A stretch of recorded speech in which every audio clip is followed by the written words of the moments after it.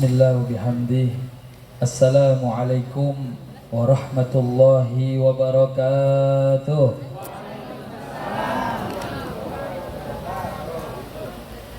Alhamdulillah. Alhamdulillahi nasta'inuhu wa nastaghfiruh wa na'udzu billahi min sururi anfusina wa min sayyiati a'malina.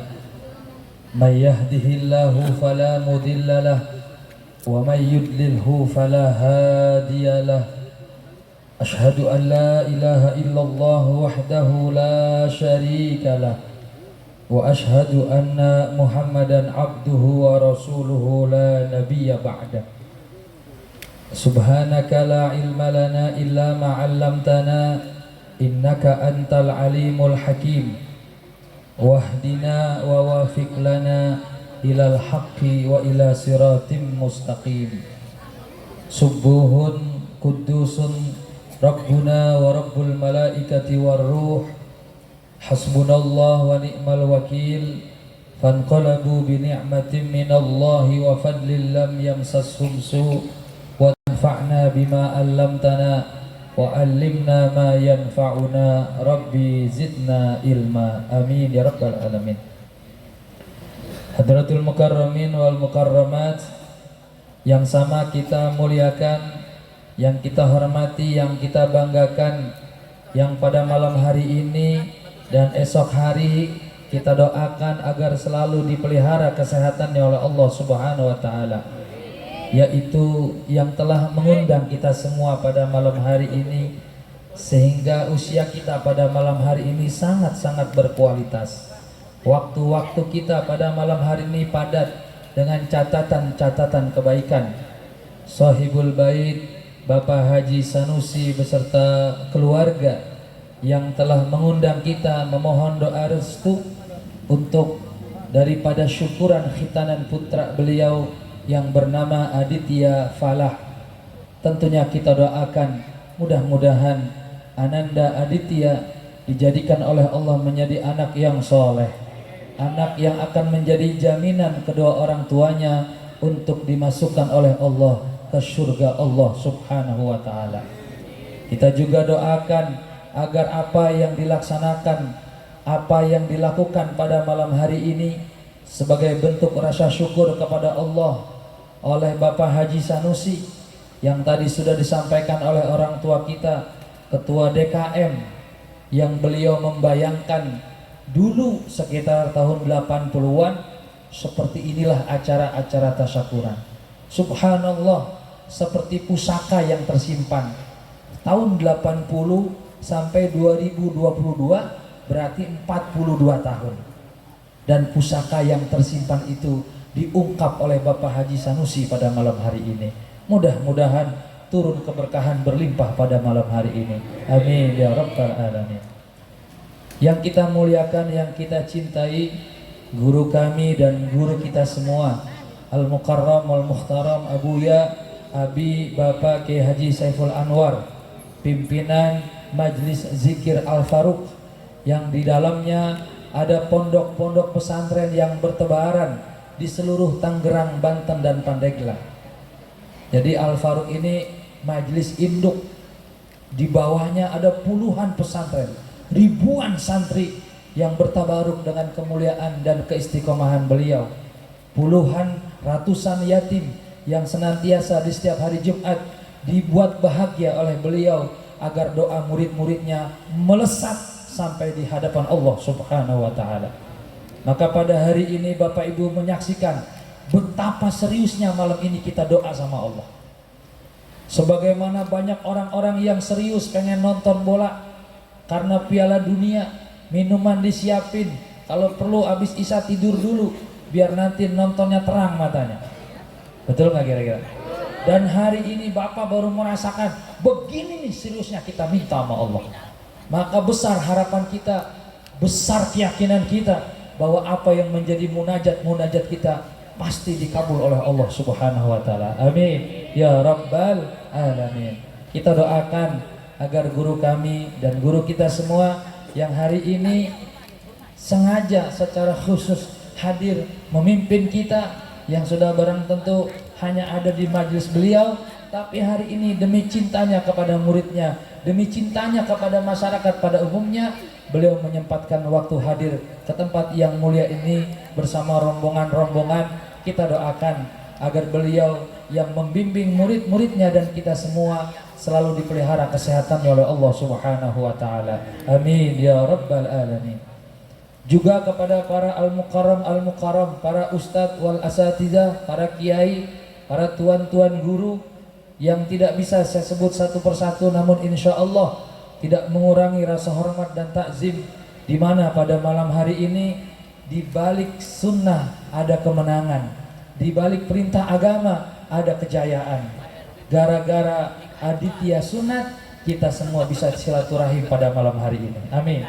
Inilah di antara keistimewaan ajaran-ajaran yang didapat di dalam Islam. Juga kepada segenap para jamaah hadirin wal hadirat yang sudah ada, bapak-bapak khususnya para orang tua, para sesepuh, RT, RW, tokoh masyarakat, yang mana pada malam hari ini sangat luar biasa masuk di gapura pemerintahan, tapi di dalamnya penuh nilai-nilai keagamaan. Mudah-mudahan ini satu isyarat antara pemerintah dan ulama punya kekompakan demi kemaslahatan negeri dan bangsa. Amin ya rabbal alamin.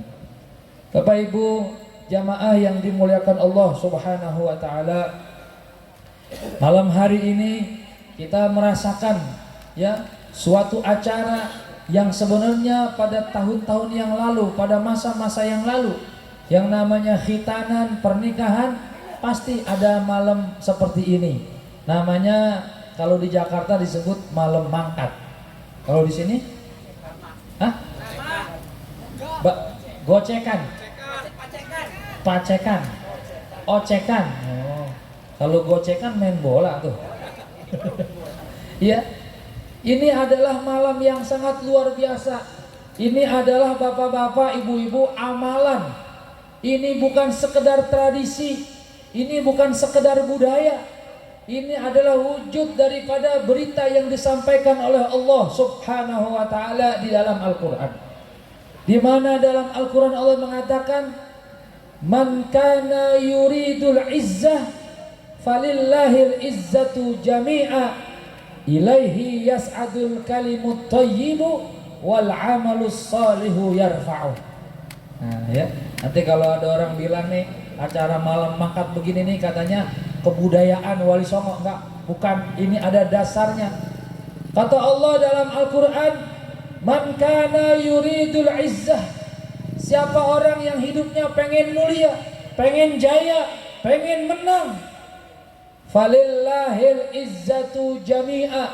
Sesungguhnya semua kemuliaan, semua kemenangan, semua kejayaan milik Allah. Ilaihi yas'adul kalimut thayyibu wal amalus salihu yarfa'uh. Akan naik kepada Allah kalimat-kalimat yang baik, bacaan-bacaan yang baik, dan amal-amal soleh yang mengiringinya meningkat lebih tinggi. Jadi kalau hidup pengen mulia di hadapan Allah, maaf, kalau kita hidup pengen mulia, hidup pengen jaya, hidup pengen sukses, jangan mencari kemuliaan di hadapan manusia yang fana. Kalau kita pengen sukses, jangan cari kesuksesan dunia yang fana. Kalau kita pengen jaya, jangan cari kejayaan di dunia yang fana. Tapi carilah kemuliaan di sisi Allah yang abadi. Carilah kesuksesan di sisi Allah yang abadi. Carilah kejayaan di sisi Allah yang abadi. Karena Allah tidak mati. Bapak-bapak, kalau sekarang ada orang dihormati, ada orang nih dihormati karena jabatan.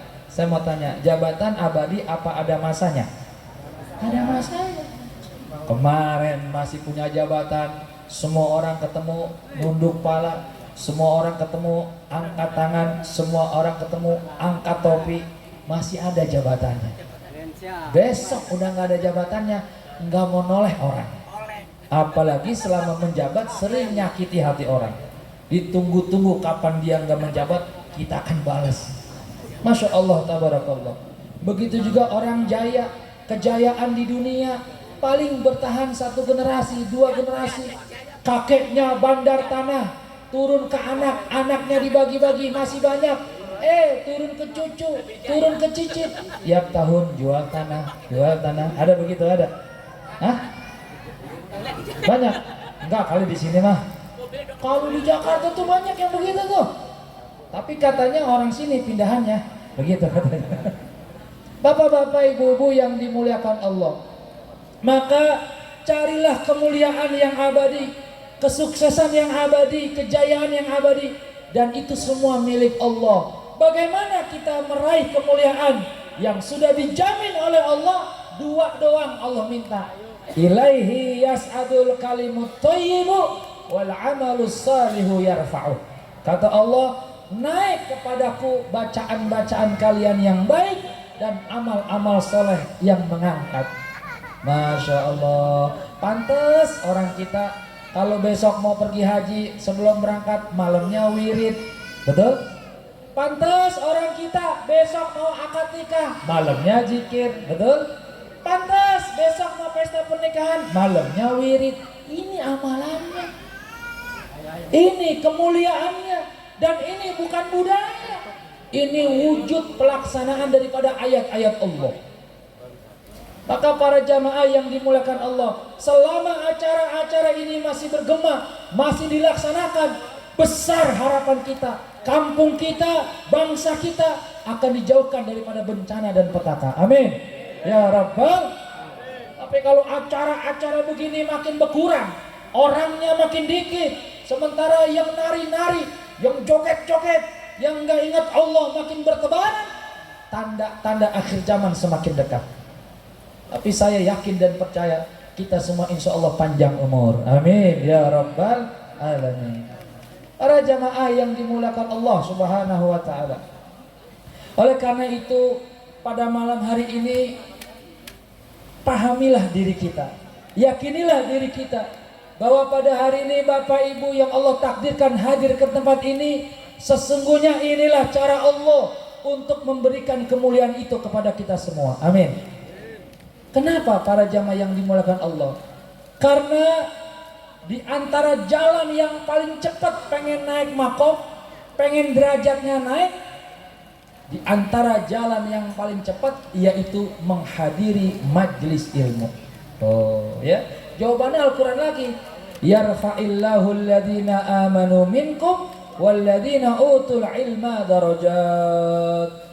Allah mengangkat derajat orang-orang yang beriman di antara kalian, dan orang-orang yang berilmu lebih tinggi lagi derajatnya. Makanya Masya Allah ya, duduk tinggal duduk, baca Quran dilantunkan, tata acara dibacakan, yang zikir istighosah juga dipimpin, ceramah juga disampaikan. Udah duduk manis, kopi dapat, snack dapat, pulang bawa besek. Pulang bawa besek. Fabi ayyi ala'i rabbikuma tukadziban. Mau cari yang bagaimana lagi ngaji model begini? Amin. Mau cari yang mana lagi? Selama kita duduk di majlis ini, kata Abi, sepanjang kita duduk membicarakan agama, sepanjang itu mesin penghapus dosa sedang bekerja. Amin ya Rabbal alamin. Nih bapak-bapak ada yang bawa mobil, bawa motor, senang gak nih kalau kita lagi ngaji begini, motor lagi di steam, lagi dicuci, senang gak kira-kira? Begitu selesai ngaji bawa besek perut kenyang, begitu buka mobil hidupin motor bersih bener. Itu baru benda yang dibersihkan.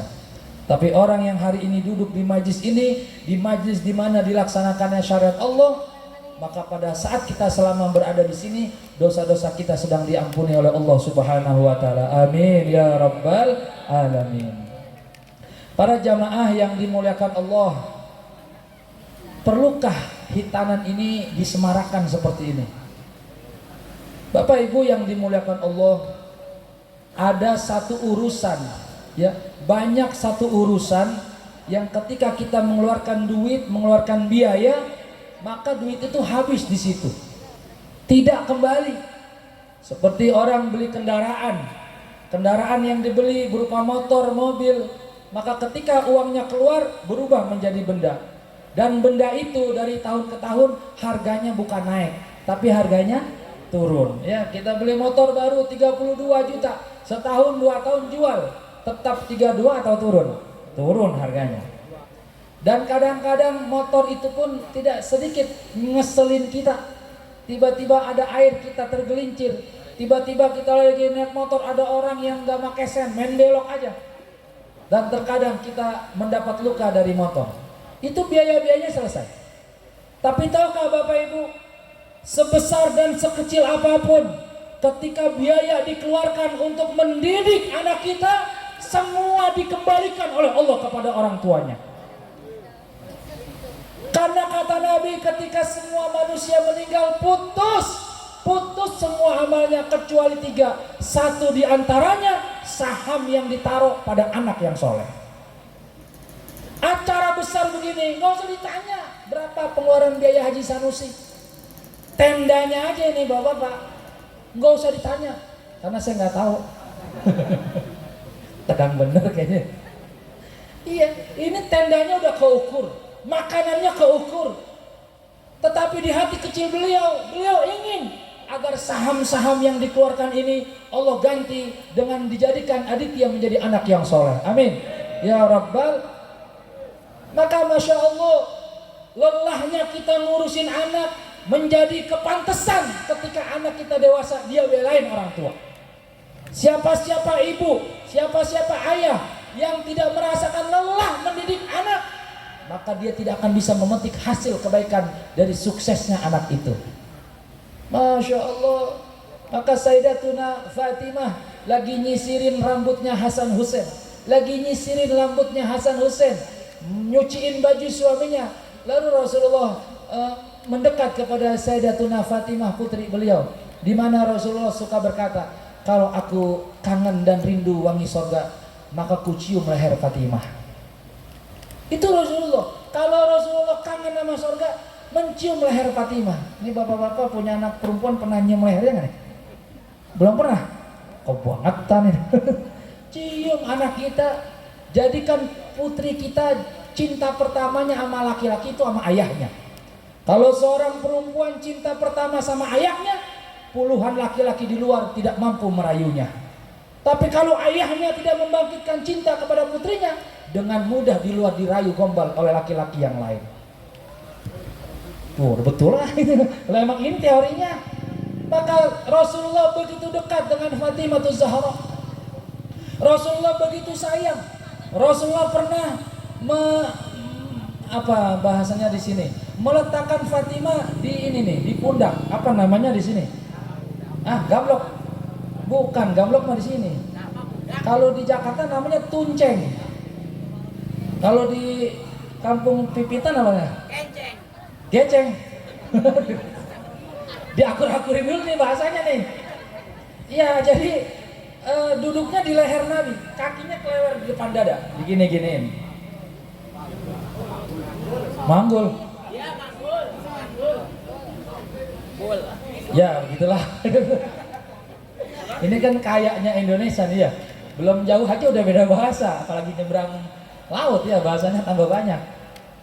Lalu Sayyidina Umar bin Khattab saat itu bertanya, "Ya Rasul, engkau tidak malu di kampung kita, di negeri kita ini punya anak perempuan aib? Malu? Engkau malah tunceng-tunceng putrimu." Apa kata Rasul? Inilah yang benar. Inilah yang benar kata Rasulullah. Ittaqun nisa, ittaqullah fin nisa. Takwalah kamu kepada Allah, bicara tentang wanita. Masya Allah, tabarakallah. Maka para jamaah yang dimuliakan Allah, membesarkan acara seperti ini, tujukan niat kita untuk meraih ridho Allah. Kenapa? Wa may yu'azzim sya'airallah fa innaha min taqwal qulub. Siapa orang yang membesarkan syiar-syiar Allah, menunjukkan hatinya dekat takwa kepada Allah Subhanahu wa taala. Maka ini kita nih murid-muridnya Abi sebenarnya mah soleh banget juga belum, tapi lagi pengen belajar syiar lewat baju gamis. Amin. Ya kali aja sering-sering pakai gamis cepat pergi haji. Amin. Kali aja sering-sering bawa sorban cepat berangkat umroh. Amin. Begitu. Jangan nanti emang kalau ngaji di Al-Faruq harus gamisan, enggak juga. Pokoknya yang penting tutup aurat kata Abi gitu ya. Tapi kalau kita pengen bertabaruk, pengen mantes-mantesin, apa kata Nabi, siapa orang yang menyerupai suatu kaum, maka dia akan termasuk kaum itu. Jadi kita nyerupain orang soleh, mudah-mudahan jadi soleh, begitu maksudnya. Maka Masya Allah ini ngaji enak luar biasa. Kita duduk simpul, diajak, dizikir, ya Allah, nggak ketemu dalam seusia kita. Kecuali takdir Allah hari ini, maka besok yang ada waktu silaturahmi ke Majlis Zikir Al-Faruq. Amin. Ya Rabbal. Tapi jangan ajak Pak Haji Sanusi. Ya kan besok lagi pesta, masa mau diajak? Nanti bulan depan kalau mau berangkat. Para jamaah yang dirahmati Allah Subhanahu wa taala. Jadi hari ini kalau kita kupas amalannya terlalu banyak. Terlalu banyak kebaikan-kebaikan yang terjadi pada malam hari ini. Sampai-sampai kita mengundang nggak tanggung-tanggung baginda Nabi besar Muhammad sallallahu alaihi wasallam, dibacain ya Nabi salam alaika. Ustaz Anwar hatinya berkecamuk menikmati sajian keindahan ketika berzikir. Nanti Bapak kalau udah berzikir menikmati, dengan sendirinya dia akan menangis, dengan sendirinya dia akan merasakan lazatnya berzikir.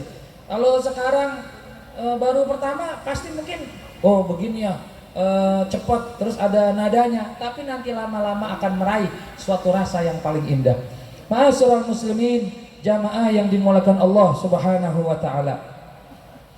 Yang berikutnya, bahwa pada hari ini kita mendoakan Ananda Aditya melaksanakan suatu acara, suatu kewajiban yang namanya khitan. Kalau ditanya oleh orang, sebenarnya Ustadz kepentingan khitan untuk apa? Faidah khitan untuk apa?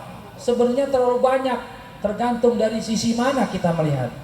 Tapi ketahuilah, khusus untuk laki-laki, khitan ini hukumnya wajib. Dari mana kewajiban khitan ini? Diambil dari akidah dalam usul fiqh, ma la yatimul wajib illa bihi fahuwa wajib. Begitu kira-kira. Apa saja yang wajib-wajib, dia tidak sempurna kalau dengan sesuatu itu, maka yang sesuai itu menjadi wajib. Bapak mau naik ke atas, dan itu perintahnya wajib, dan tidak bisa naik kecuali pakai tangga, maka pakai tangga hukumnya wajib. Kira-kira begitu. Dari mana sunat menjadi wajib? Karena kita punya kewajiban sholat, dan sholat tidak akan sah kalau kita najis. Jelas ya? Selama orang belum sunat, dia nenteng najis. Ya. Jadi kalau ada orang sholat belum sunat, ia bawa najis. Makanya anak-anak yang ikut sholat didampingin sama orang tua. Kalau anak kita sudah sunat, silakan dia mau di mana barisannya. Tapi kalau anak belum sunat, bolehkah anak yang belum sunat sholat berjamaah? Boleh, tapi nggak boleh di tengah baris. Dia harus di ujung baris. Kalau dia di tengah baris, dia memutus satu saf. Pamannya ada satu saf di pertama, di tengah-tengah ada anak kecil yang belum sunat, itu safnya terputus seperti kosong, maka ini merusak sholat berjamaah. Tapi kalau bapak mau ngajak sholat, bapak taruh anak kita di pinggir terakhir yang nempel tembok, jadi dia nggak mutusin barisan. Jelas kira-kira? Anggap aja dia kayak lemari lah kira-kira gitu. Iya, sebab dia juga harus dididik sholat. Maka pertanyaannya, apa kira-kira kalau ada orang udah sunat tapi nggak mau sholat? Nah, sekarang kita balik. Sunat biar sholatnya sempurna, betul? Kalau ada orang udah sunat nggak mau sholat, bagaimana? Sunatin lagi. Saya mau itu. Habis ya. Untung aja Allah sayang sama kita. Coba kalau Allah buat itu kulub kita kayak kuku, tahu kuku? Kuku digunting panjang lagi, bisa repot kita. 3 bulan sunat.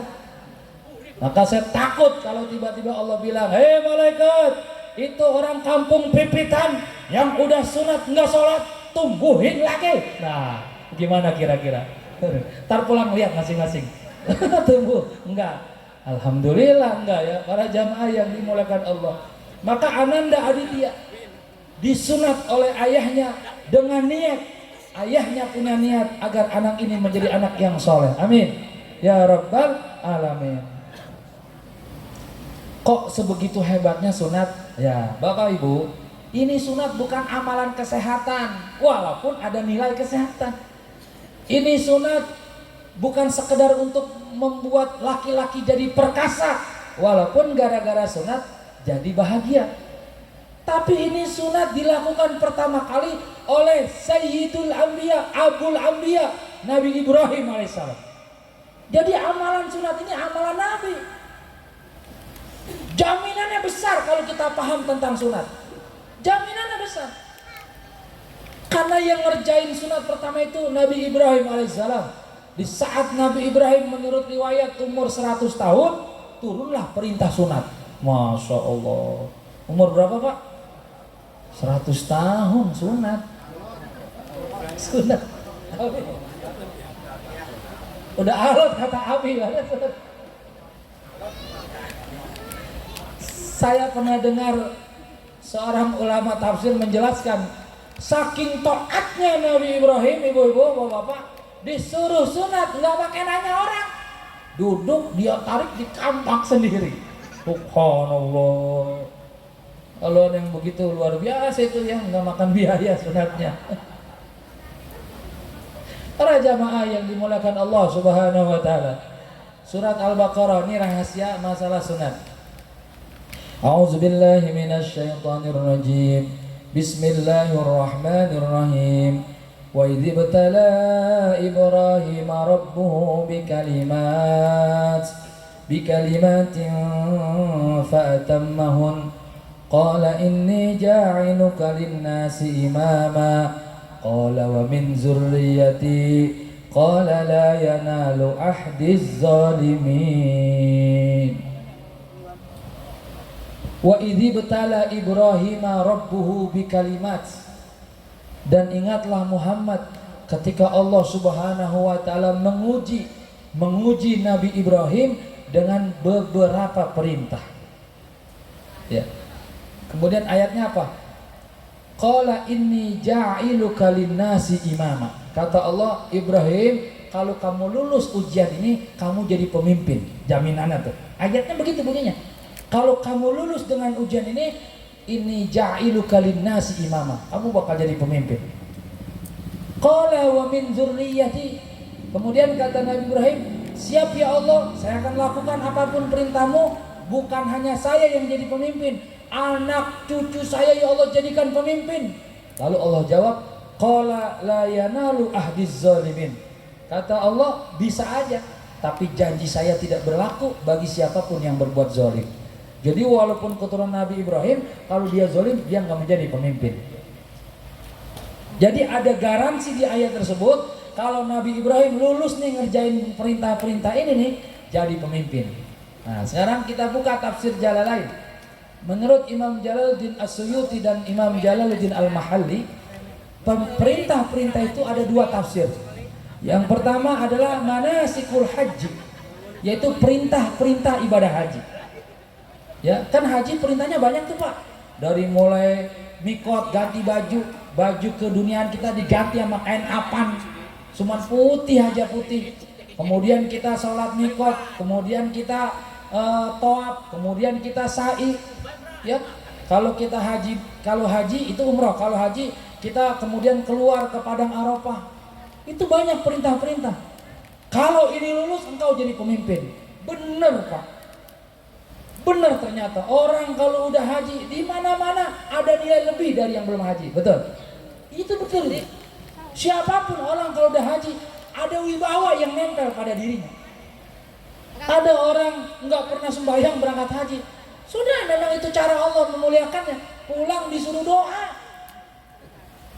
Itu jamaah tahu dia kurang ibadah, tapi karena wibawa haji, pokoknya ente doa aja. Saya kan kagak apa doa bang. Udah lu dari Mekah ilokan 40 hari nggak baca doa gitu. Ya pikirin aja udah dibaca Allahumma barik lana fima razaqtana wa qina azabannar. Udah jamaah nggak dengar doanya, dengar ada malaikatnya. Amin ya rabbal alamin. Itu saking punya kemuliaan orang yang melaksanakan manasikul haji, itu mulianya luar biasa. Maka mudah-mudahan yang hadir tidak akan meninggal kecuali sudah haji dan umrah. Amin ya rabbal alamin ya.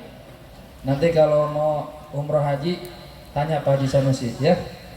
Nanti diarahkan ke Abah Jun. Para jamaah, tafsiran yang kedua dalam kitab tafsir Jalalain, yaitu perintah-perintah 10 perintah, yang 5 ada di kepala, yang 5 ada di badan. Maka orang yang 10 perkara ini dijalankan, dia jadi pemimpin, kira-kira begitu. Yang pertama 5 yang di atas kepala. Apa itu? Yang pertama madmadoh, kekumur. Bapak Ibu yang dimuliakan Allah Subhanahu wa taala, kekumur ini amalan Nabi Ibrahim. Kita jangan anggap remeh kalau lagi wudhu kita kekumur. Apalagi kalau sudah ngaji zikir bersama guru, diterangin tuh. Ketika kita kekumur, bukan ngebersihin daripada mulut kita, tapi juga ngebersihin ucapan-ucapan kita. Nanti lebih dalam Pak. Kekumur itu nggak boleh sambil ngobrol. Betul nggak tuh? Ya tuh kalau ngobrol mah nggak bisa kekumur. Pokoknya kekumur penuh dengan perasaan. Yang kedua istinsyak. Istinsyak itu masukin air ke hidung. Selama ini kita bukan masukin air ke hidung, kita masukin jari ke hidung. Itu bukan istinsak, itu ngupil namanya. Coba deh Bapak lihat kalau lagi wudhu gitu kan. Kan yang dia masukin jarinya, masuk ke lubang. Harusnya airnya dalam genangan tangan dihirup pakai hidung. Tuh namanya istinsak. Betul nggak tuh? Ya coba deh kita lihat iseng-iseng. Iya kita sholat bukan istinsak ini mah, gali lubang ini mah, ya mencet-mencet hidung. Atau bagaimana mau jadi pemimpin? Yang kecil-kecil aja nggak beres, kurang tajam endusannya. Kenapa? Yang halal dia dihajar, yang haram dihajar, nggak tajam endusannya. Ya. Dulu Bapak Ibu, ketika Nabi pulang dari suatu perang, ya tiba-tiba ada 2 gelas susu disajikan. Ya. Kemudian salah seorang sahabat namanya dikasih susu, diminum aja. Nabi nggak minum. Apa yang terjadi? Itu sahabat yang minum susu meninggal, mati karena 2 gelas susu itu diracunin sama seorang wanita Yahudi. Lalu Nabi bilang, siapa ini yang buat susu ini? Dicari-cari, oh si fulana itu wanita Yahudi, panggil. Terus Nabi tanya, apa yang kamu lakukan dengan 2 susu ini? Saya kasih racun. Ngapain kamu? Saya pengen tahu kalau engkau betul-betul Nabi, pasti engkau tidak minum. Begitu kata beliau. Dan sekarang engkau sudah tahu aku Nabi. Sudah. Terus ya udah, yang penting sudah tahu kamu Nabi, tapi nggak beriman. Apa yang terjadi ketika Rasulullah ingin minum susu? Susunya ngomong sama Rasulullah, ya Rasul, jangan diminum. Nah kita mah nggak ngerti tuh makanan. Pokoknya kalau udah kita lirik makanan kayaknya ngelambai-lambai gitu. Makanlah aku, makanlah aku. Tuh kalau buka puasa nih, buka puasa Ramadan, lamaan di meja makan apa lamaan di musola ini? Begitu lagi bukan nikmat-nikmat, kolok udah, apalagi udah, akhirnya nyalahin makan. Musola, kekenyangan. Aduh, emang kita masih begitu. Tapi teruslah kita ibadah kepada Allah biar hidup kita dibimbing oleh Allah. Amin. Itu baru 2. Yang ketiga apa? Yang ketiga waqasus sarif. Cukur kumis. Cukur kumis itu sunnah Nabi. Dirapihin. Ya. Jangan sampai nggak enak katanya gitu, blewer gitu, rapi, cakep, masya Allah. Kemudian apa? Wafarkur ra'si. Yang keempat itu belah rambut. Jadi kalau Bapak pengen punya rambut gaya sisir yang ngikutin sunnah Nabi Ibrahim, itu rambutnya dibelah 2. Boleh belah tengah, boleh belah samping. Kalau belah samping namanya apa? Betel. Ini kesini, ini kemari. Kalau yang belah tengah SBY. Ustadz, rambut saya nggak ada belahnya, lurus ke belakang semua. Ya terserah itu mah. Ini lagi nerangin hukum kan, lagi nerangin tafsirnya. Ya, kekumur, istinsak, cukur kumis, belah rambut. Yang kelima siwak. Nah, yang kelima itu selesai atas. Yang bawah apa? Yang bawah yaitu cabut bulu ketiak. Itu sunnah Nabi. Ya, jadi kalau malam Jumat jangan sunnah Nabi itu doang. Malam Jumat nih sunnah Nabi. Emang itu doang? Men yo aja. Bu, kenapa sih Pak Sunnah Nabi yuk. Langsung suaminya begini. Apain? Cabutin. Sunnah Nabi pahalanya. Wantib li ibtin wa yuqasus saribu wal ana tuhlik wal hitanu wajibu. Kata Sahib Matan Zubair, ya. Cabutlah bulu ketiakmu, cukurlah kumismu, dan guntinglah bulu bawahmu, dan khitan itu wajib. Itu dalilnya. Jadi para jamaah, ternyata dari perilaku yang 10 ini Allah jamin jadi pemimpin. Makanya lihat kalau para pemimpin, ya Allah, hidupnya dirawat betul. Ada petugas-petugasnya, ada yang khusus jagain kukunya jangan sampai panjang, ada yang penampilannya selembar bulu saja kelihatan harus rapi. Itu pemimpin. Apa yang ingin kita sampaikan pada malam hari ini? Khitam yang dilaksanakan untuk Aditya insya Allah menjadi jalan agar Allah takdirkan beliau menjadi pemimpin pada zamannya. Amin. Iya, babanya ngaji, membiayakannya dengan rezeki yang halal, hidupnya ada pembimbing, hidupnya ada penuntun, tidak seperti gedebang pisang. Bagaimana aja air bawa, ya jalan-jalan, ya mentok ke batu mentok.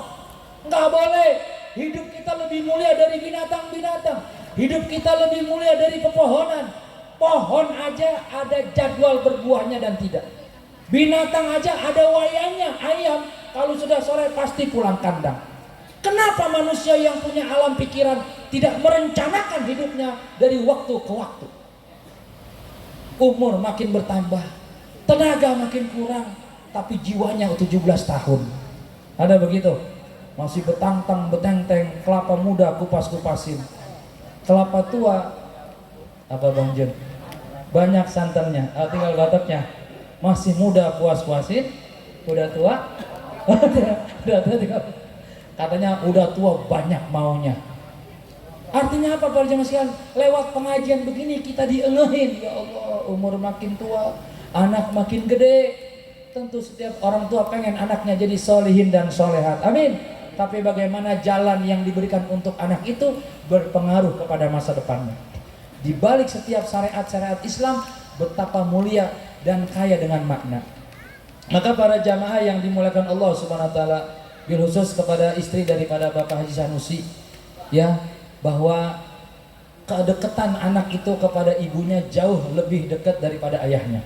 Dan memang di antara kekuatan seorang wanita sampai diberi gelar sama Nabi, al jannatu tahta aqdamil ummahat, ya. Sesungguhnya surga itu berada di bawah telapak kaki ibu. Wahai ibu-ibu, angkat tangan dong ibu-ibu.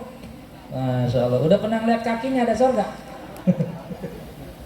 Ngaji sama Abi, diajarin bagaimana bersikap sama suami yang baik, bagaimana menuntun anak-anak yang baik. Karena langkah ibu-ibu bisa menjerumuskan suaminya ke neraka atau bisa menyelamatkan suami dan anak-anaknya ke surga. Amin. Ini mudah-mudahan ibu-ibu yang ngaji ini ibu-ibu yang mengantarkan keluarganya ke surga. Amin. Makanya nih saya baru ini malam angkat ada ibu-ibunya. Benar. Biasanya malah laki-laki mau ini namanya bagus. Ya, kita nggak boleh. Ya kebanyakan kita membedakan. Lakinya ngaji di kanan, istrinya ngaji di kiri, ketemu di tengah-tengah. Begitu adu argumen, yang satu belain gurunya, yang satu belain gurunya. Tapi hari ini Bapak Ibu, kalau kita ngaji di Al-Faruq, Masya Allah, luar biasa dibimbing oleh guru kita. Ditanya, kamu ngaji sendirian aja, bawalah istrinya, dibawa. Satu pelajaran, satu pemahaman, subhanallah, yang sudah hampir ketemu di Al-Faruq, dibayain, didamaikan. Ini salah satu bentuk majelis zikir yang hari ini bapak-bapak dengan izin Allah mendapat kemuliaan bisa bermuajahah dengan guru kami. Maka para jamaah yang dimuliakan Allah, sungguh luar biasa. Di balik sunnah ada kemenangan, di balik sunnah ada kejayaan. Hari ini sunat yang dilaksanakan, khitam yang dilaksanakan disempurnakan dengan menjadikan majelis ini majelis ilmu, dengan menjadikan majelis ini majelis zikir, dengan menjadikan majelis ini majelis wirid dan salawat. Ini kira-kira kalau bikin majelis biayanya mahal apa nggak kira-kira? Iya, musola nih Pak, masjid belum tentu bisa bikin pengajian banyak begini, betul nggak? Saya tanya, musola, masjid belum tentu bikin pengajian zamannya banyak begini, betul? Betul. Ini Pak Haji Sanusi. Pak Haji Sanusi seorang diri, ada apa? Ada kemuliaan, ada ketulusan, ada keikhlasan. Sami'na wa ata'na sama guru, terbukalah. Saya bilang tadi bisik-bisik, nih acara anget kumpul orang seperti ini, luar biasa Pak. Sampai jam segini masih duduk tenang, tekun.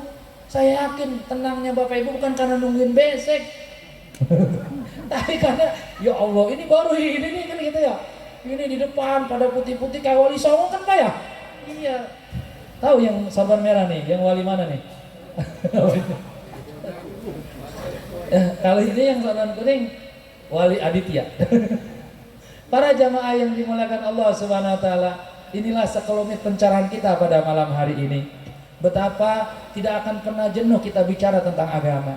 Yang selama ini terjadi, kita belum memberi waktu memperhatikan agama kita. Kita belum memberi kesempatan menelaah rahasia kemuliaan ajaran-ajaran kita. Hari ini bapak-bapak, ibu-ibu baru diajak istighosah zikir. Belum nanti diajak membedah Al-Quran yang penuh dengan mutiara. Belum lagi nanti diajak membedah hadis yang syarat dengan makna. Belum lagi dibimbing praktek bekerja, kerja bakti bareng-bareng, yaitu ngaduk semen dan pasir. Ternyata ada pelajaran-pelajaran yang dirasakan bagi siapa saja yang ingin mencoba. Maka mudah-mudahan dari pertemuan kita pada malam hari ini terbuka pikiran kita, tercerahkan jiwa kita, dan yang paling penting adalah Bapak Ibu, apa yang hari ini Bapak Ibu dapatkan sekira-kira ini tolong dijaga, dipelihara sampai hari-hari ke depan mengganti pergantian tahun. Sebab di luar sana sejak seminggu kemarin sudah banyak, sudah terang benderang, sudah ramai mereka merayakan satu acara yang dalam pandangan kita ini sangat membuat Allah murka. Memang kita hidup di negara Indonesia yang berasas Pancasila. Negara kita menjamin kebebasan beragama. Tapi bukan berarti kita diam ketika ada keburukan-keburukan yang terjadi. Namun juga bukan berarti kita emosi dan marah lalu memporak-porandakan mereka. Tapi apa kata Rasulullah? Wa'ad bi'is sayyi'atal hasanata tamhuha.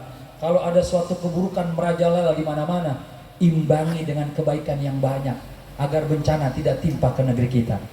Kalau besok berhari-hari ke depan banyak orang libur, banyak orang ninggalin sholat, bahkan merayakan lahirnya anak Tuhan, maka detik itu juga kita yang beriman perbanyak berzikir, perbanyak sholawat, perbanyak sholat-sholat yang sunnah untuk mengimbangi daripada dunia yang fana ini.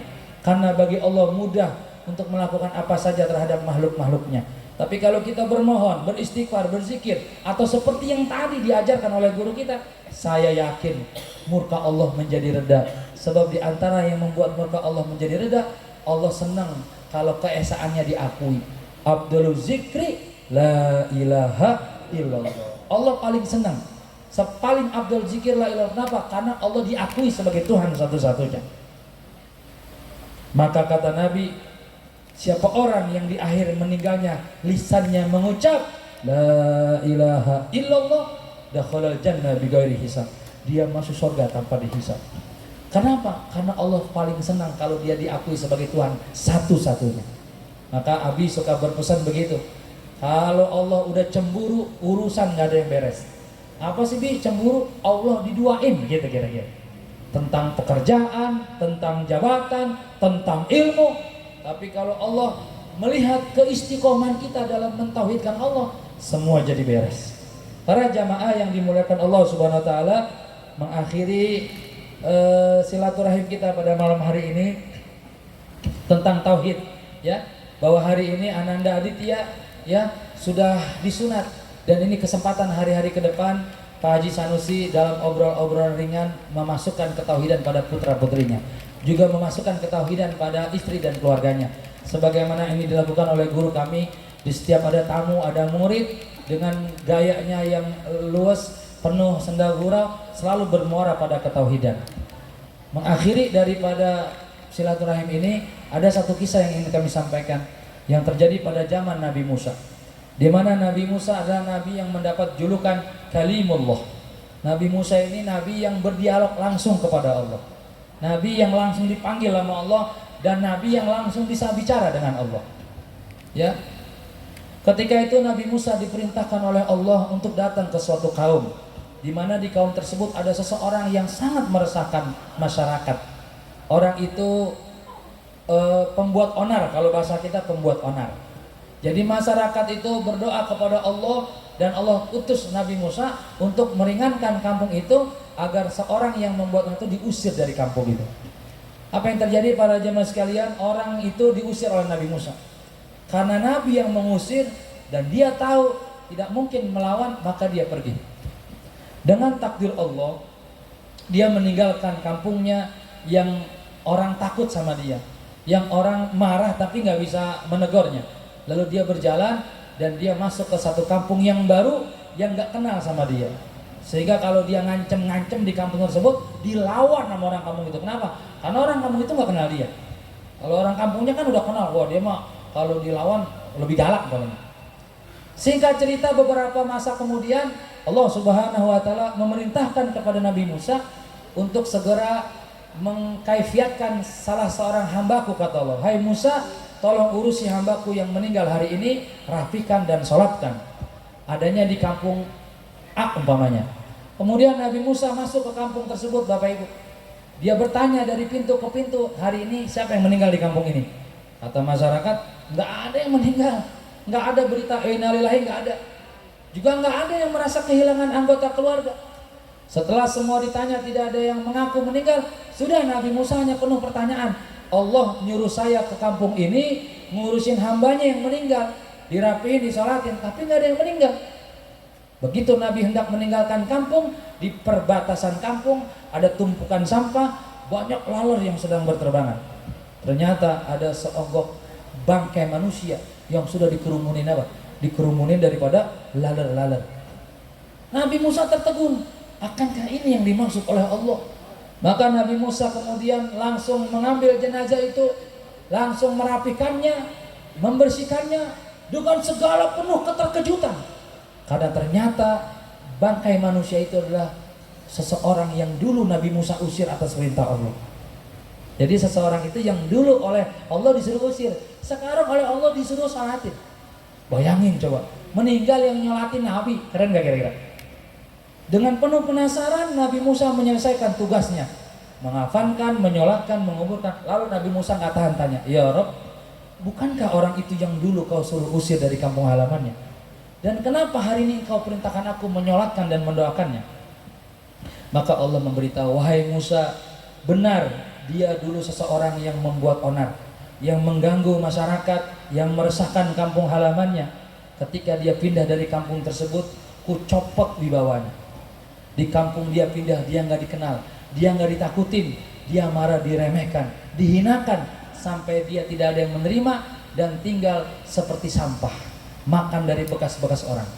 Akhirnya dia sakit, dan di saat sakit itulah dia berkata kepadaku, wahai Allah Tuhanku, seandainya keluargaku hari ini tidak mendampingiku, tidak apa-apa.